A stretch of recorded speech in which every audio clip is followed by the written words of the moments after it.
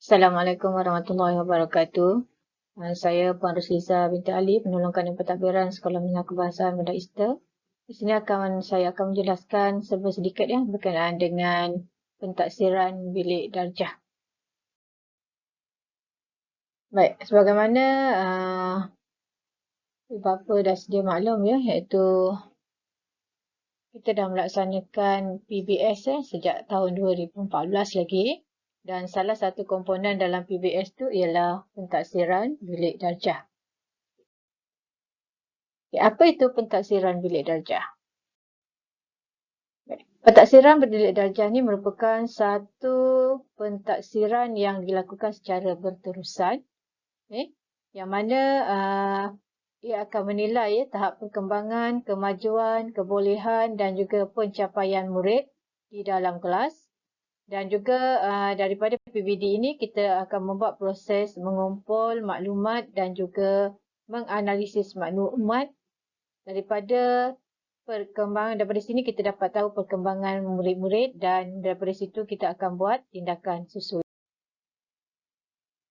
Baik, ini adalah perkembangan dokumen kurikulum dan juga pentaksiran bilik darjah yang mana ia bermula pada tahun 2011.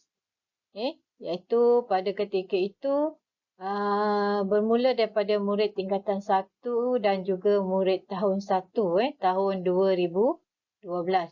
Okey, kemudian dilaksanakan terus sehinggalah pada hari ini, pada ketika ini iaitu pada tahun 2022 dan setiap tahun tu terdapatlah banyak penambahbaikan yang telah dibuat berdasarkan daripada maklum balas yang kita terima, yang kementerian terima daripada pelaksanaan PBD pada tahun-tahun yang sebelumnya.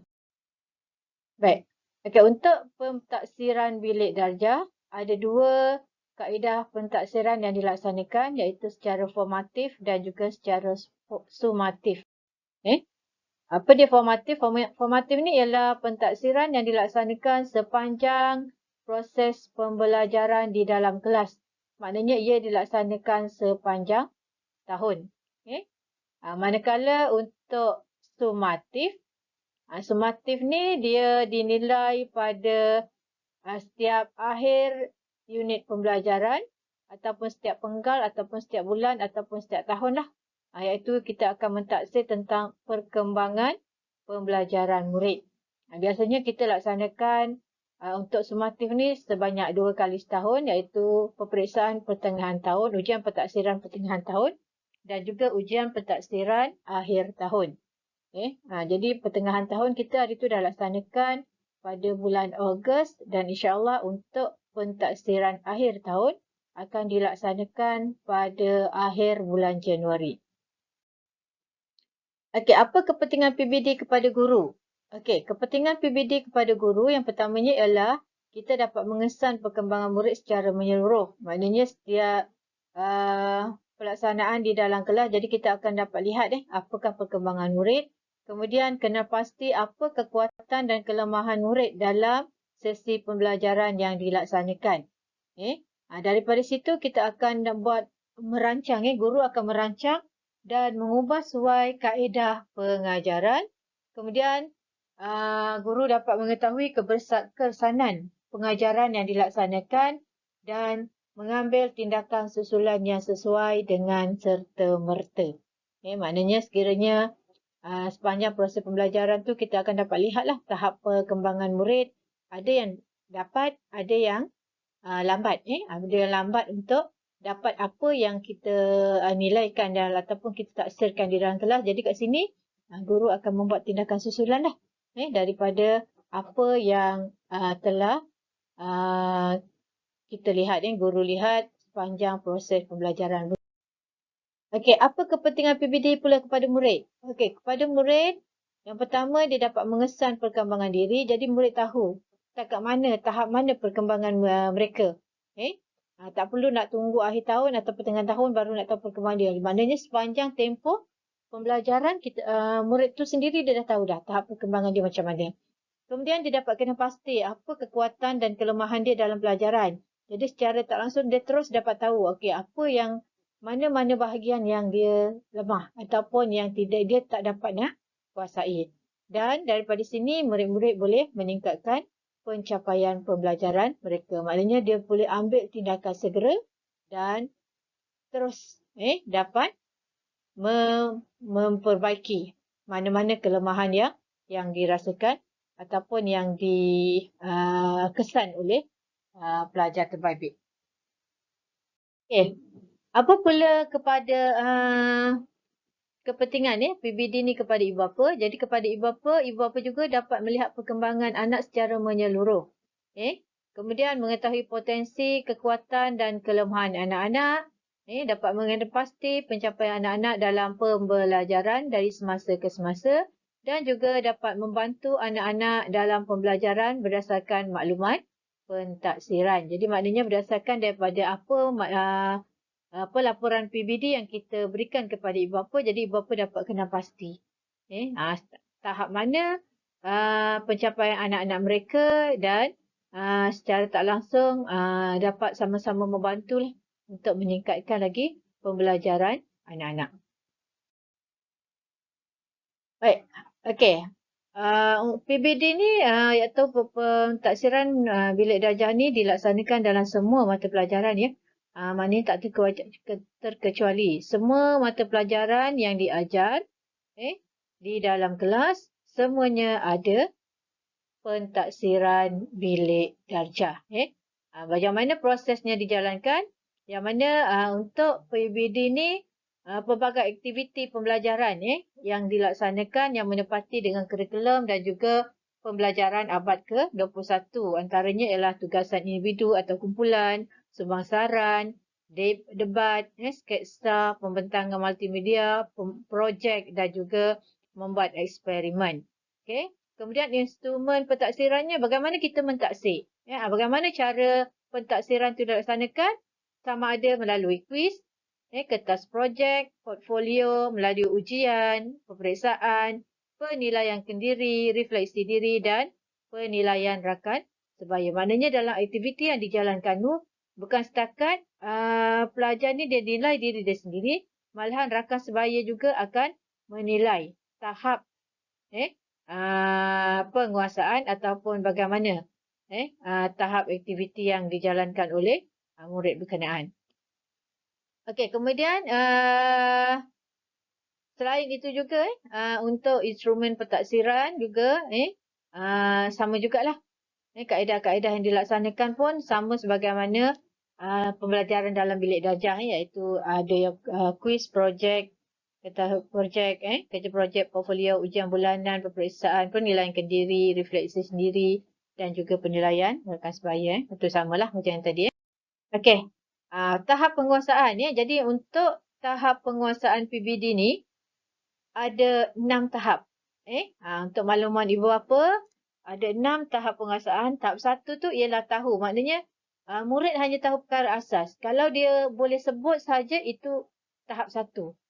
Kemudian untuk tahap 2, yang tahap 2 ni murid tahu dan faham. Maknanya selain dia dah tahu, dia faham. Faham ni maksudnya dia boleh jelaskan semula, dia boleh terjemahkan semula apa yang dia dah belajar. Okey, kemudian 3, tahu, faham dan boleh buat. Selain daripada dia tahu, dia boleh jelaskan dan dia boleh melaksanakan sesuatu kemahiran. Maknanya apabila guru beri dia tugasan, contohnya beri kuis, ataupun buat tugasan-tugasan yang lain, maknanya pelajar ni boleh laksanakan. Okey, 4. Tahu, faham, boleh buat dengan beradab. Maknanya dia bukan setakat boleh buat, tapi dia boleh buat melaksanakan kemahiran tu dengan beradab, iaitu ikut prosedur, ikut secara sistematik. Maknanya mengikut arahan yang telah ditetapkan. Okey. Yang kelima, tahu, faham dan boleh buat dengan beradab terpuji. Apa maksud beradab terpuji? Iaitu murid ini dapat melaksanakan sesuatu kemahiran pada situasi baharu dengan mengikut prosedur atau secara sistematik serta tekal dan bersikap positif. Maknanya dia boleh mengeluarkan idea dia sendiri. Ataupun guru berikan situasi yang lain, pelajar ni boleh ataupun murid ni boleh melaksanakan ikut sebagaimana prosedurnya, secara sistematiknya, secara tekal iaitu secara konsisten dan juga sentiasa bersikap positif.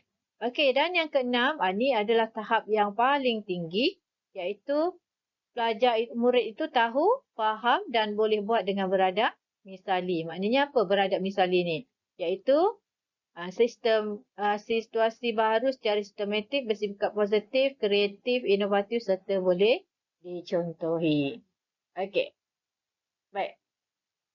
Seterusnya. Okey, jenis-jenis pentaksiran. Jadi untuk jenis pentaksiran tadi sebagaimana yang saya dah jelaskan tadi ada formatif dan juga sumatif. Iaitu untuk formatif ni dilaksanakan semasa proses pembelajaran berlangsung iaitu sebagai untuk pembelajaran dan sebagai pembelajaran dan sumatif pada peperiksaan akhir tahun. Okey, pelaporan PBD. Jadi pelaporan PBD dilaksanakan sebanyak 2 kali iaitu pertengahan sesi akademik dan pentaksiran iaitu pentaksiran berterusan pertengahan sesi akademik iaitu pentaksiran berterusan, formatif dan juga sumatif yang mana pelaporannya kita dah edarkan kepada ibu bapa pada pertengahan tahun pada bulan 9 yang lepas Okey, kemudian pelaporan PBD iaitu sesi pada akhir sesi akademik. Ini pentaksiran secara berterusan iaitu formatif dan sumatif. Dan ada satu lagi iaitu ujian akhir sesi akademik yang ini bersifat sumatif. Jadi ujian akhir sesi akademik ni bermula pada tahun ini. Soalannya adalah disediakan oleh KPM. Soalannya maknanya soalannya diberikan dalam bentuk bank soalan kepada sekolah-sekolah. Kemudian sekolah akan memilih soalan-soalan yang telah disediakan untuk dijadikan soalan untuk dijadikan set soalan ujian akhir sesi akademik. Jadi maknanya kat sini bukan guru sekolah itu sendiri yang sediakan soalan tetapi soalan telah pun disediakan oleh pihak Kementerian Pendidikan. Cuma guru-guru hanya memilih saja soalan-soalan yang telah disediakan. Okey. Jadi pelaporan pentaksiran bilik darjah ni, okey, yang pertamanya bagaimana pelaporan ni dilaksanakan? Okey, pertama melaporkan dalam bentuk tahap penguasaan dan pelaporan ini adalah merujuk kepada standard prestasi yang telah ditetapkan, kemudian merujuk kepada hasil kerja dan penguasaan murid, menggunakan pertimbangan profesional guru, kemudian menggunakan template. Jadi sebelum kita masukkan dalam talian, kita akan menggunakan template ataupun lembaran yang secara offline, yang mana kat sini kita akan rekodkan pencapaian semasa murid-murid mengikut tajuk dan mengikut subjek. Okey, kemudian yang keenam barulah kita membuat pelaporan iaitu pelaporan keseluruhan sebanyak 2 kali setengah tahun dan akhir tahun. Okey. Dan ini adalah contoh pelaporan PBD yang untuk sepanjang tahun. Dan okey, ini adalah sistem yang pihak sekolah kita gunakan sekolah gunakan untuk pelaporan PBD pertengahan tahun, akhir tahun. Okey, kemudian kita akan berikan link kepada ibu bapa melalui WhatsApp kelas grup WhatsApp kelas dan ibu bapa boleh lihatlah pelaporan pentaksiran bilik darjah anak asing. Ini adalah contoh pelaporan yang disediakan. Okey. Jadi maknanya ibu bapa akan dapatlah pelaporannya bagi setiap mata pelajaran dan kita dapat tengok kat sinilah anak-anak tuan-tuan puan-puan bagi setiap subjek tu berapa tahap penguasaan yang telah dicapai. Okey.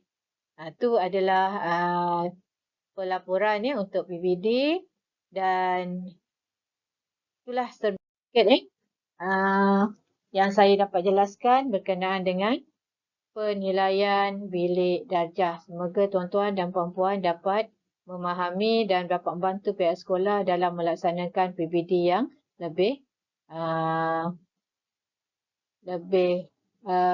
sistematik dan juga semoga anak-anak dapat menerima ataupun dapat menguasai PBD pada tahap penguasaan yang tertinggi. Jadi terima kasih sekali lagi saya ucapkan kepada ibu bapa yang sentiasa memberikan kerjasama kepada pihak sekolah. Sekian, Assalamualaikum warahmatullahi wabarakatuh.